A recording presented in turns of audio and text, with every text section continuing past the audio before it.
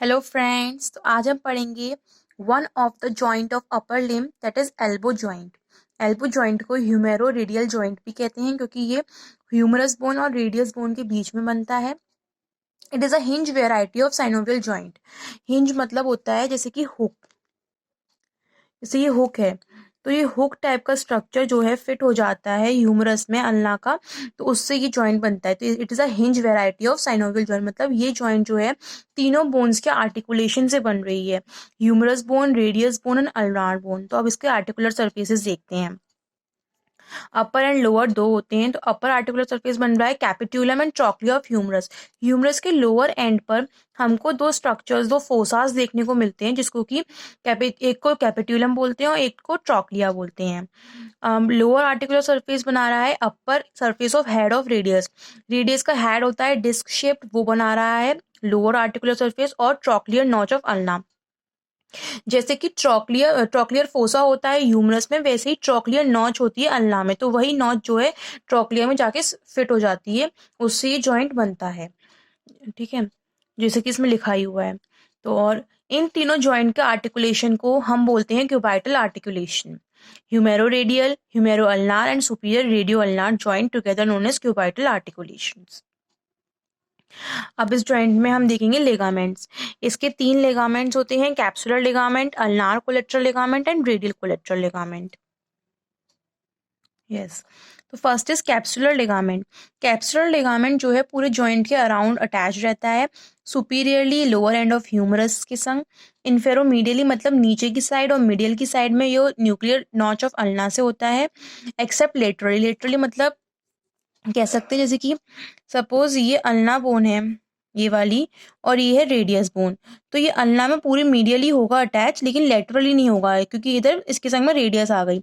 ऐसे ही radio ulna, radius से जो होगा इन्फेरोलेटरल साइड में रेडियस से पूरा अटैच होगा, लेकिन उसके मीडियली नहीं होगा क्योंकि मीडियली ऐसे करके होता है कैप्सुलर लिगामेंट। और ऊपर पूरा लोअर हेड आता है ह्यूमरस का, तो पूरा ऐसे सर्कुलरली शेप में होता है। तो कैप्सुलर लिगामेंट जितने भी होते हैं सारे जॉइंट्स में पाए जाते हैं कैप्सुलर लिगामेंट्स, और पूरे जॉइंट के अराउंड अटैच रहते हैं। Now come on the second ligament, ulnar collateral ligament. Name से पता चल रहा है अल्नार कोलेट्रल लिगामेंट है, तो ये होगा मीडियली लोकेटेड, क्योंकि अल्ना बोन हमारी मीडियली होती है, इसलिए ये मीडियल साइड में होगा ये लिगामेंट।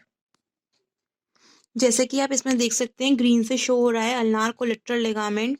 ये जो है मिडिल एपिकॉन्डाइल है ह्यूमरस का, यहाँ से होता है, ट्रायंगुलर शेप का होता है, और अल्ना के बॉडी पर इधर हेड पे अटैच होता है। ये इधर कोरोनाइड प्रोसेस है ये अल्ना का। ये पूरा जो नॉच है इसी को ट्रॉक्लियर नॉच ऑफ अल्ना बोला जाता है। तो ये ट्रायंगुलर शेप का होता है और ऐसे करके अटैच होता है मिडिल एपिकॉन्डाइल ऑफ ह्यूमरस से, और इसका बेस जो है कोरोनाइड प्रोसेस और ऑलिगोनॉइड प्रोसेस से अटैच होता है।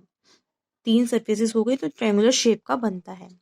नाउ रेडियल कोलेट्रल लिगामेंट, जैसे कि अल्नार मीडियली था, ऐसे रेडियल कोलेट्रल लिगामेंट जो है वो लेटरली प्रेजेंट होगा, इसलिए इसको लेटरल कोलेट्रल लिगामेंट भी बोलते हैं। ये फैन शेप्ड का होता है बिटवीन, जैसे कि वो मिडिल एपिकॉन्डल ऑफ ह्यूमरस से निकल रहा था, ये लेटरल एपिकॉन्डल ऑफ ह्यूमरस से निकल रहा है, और एक एन्युलर लिगामेंट ऑफ रेडियस पाया जाता है रेडियस बोन में, वहां पे जाके अटैच होता है। ये फैन शेप्ड का होता है, लाइक दिस। फैन शेप का दिख रहा है आपको रेडियल कोलेट्रल लिगामेंट, जो कि एनुलर लिगामेंट से नीचे जाके कनेक्ट रहता है। अब आ जाते हैं हम रिलेशंस पे कि इस जॉइंट के रिलेशन में कौन कौन सी चीजें आती हैं, सबसे कौन कौन से इसके कंटेंट्स आएंगे वो सब। एंटीरियरली मतलब एल्बो जॉइंट के एंटीरियरली क्या होता है, एक तो एंटीरियरली इसमें आएंगे MBBR वाले सारी चीजें आ जाएंगी, जो कि हमने क्यूबॉइटल फोसा में पढ़ा था।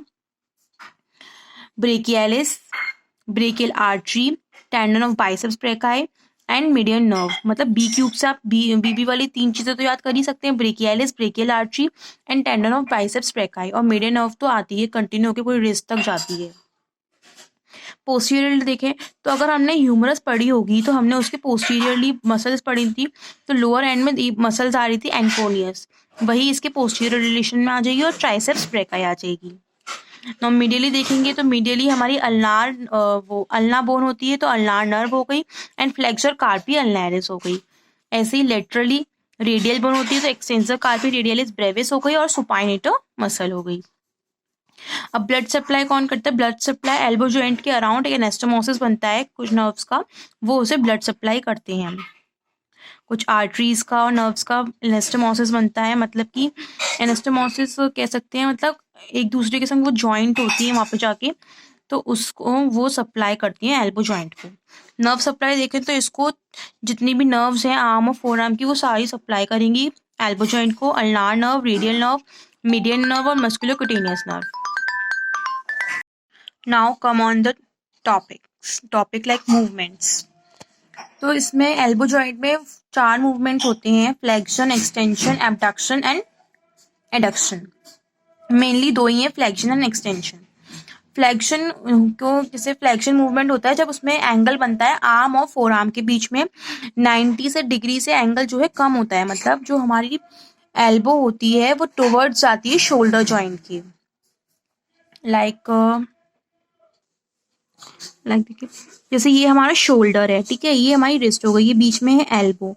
तो जब ये हमारा एल्बो जॉइंट, जैसे ये वाला हाथ हमारा जो है फोर आर्म के पास जाएगा तो एंगल डिक्रीज होगा। तो इसे हम बोलते हैं flexion towards the shoulder joint.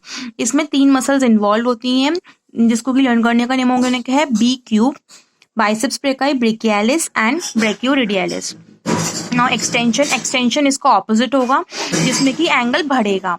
मतलब जब हमारा हाथ यहाँ पर आ गया अब शोल्डर जॉइंट के पास, तो उसको वापस लेकर भी तो जाना है, तो वापस लेकर जाएंगे तो एंगल जो है बढ़ेगा। उसमें क्या है, ऑपोजिट होगा, तो मतलब 90 डिग्री से 180 डिग्री तक जा सकता है। इसमें 2 मसल्स इन्वॉल्व होती हैं जो कि हमने पोस्टीरियर रिलेशंस में पढ़ी थी, एनकोनियस एंड ट्राइसेप्स ब्रेकाई। अब इसका एक बहुत ही इंपॉर्टेंट इसमें एक स्मॉल टॉपिक है, कैरिंग एंगल। Carrying angle होता है when our arms are held out at our sides and our palms are facing forwards. Our forearm and hand should normally be about 5 to 15 degrees away from our body. मैं इसको diagram से आपको समझाती हूँ।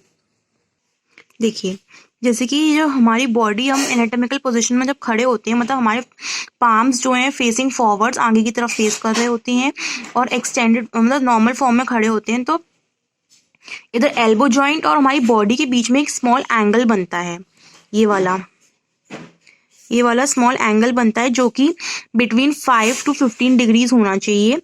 Mails में ये होता है 10 to 15 डिग्रीज और फीमेल्स में मोर देन 15 डिग्रीज पाया जाता है नॉर्मल कंडीशन में, ठीक है।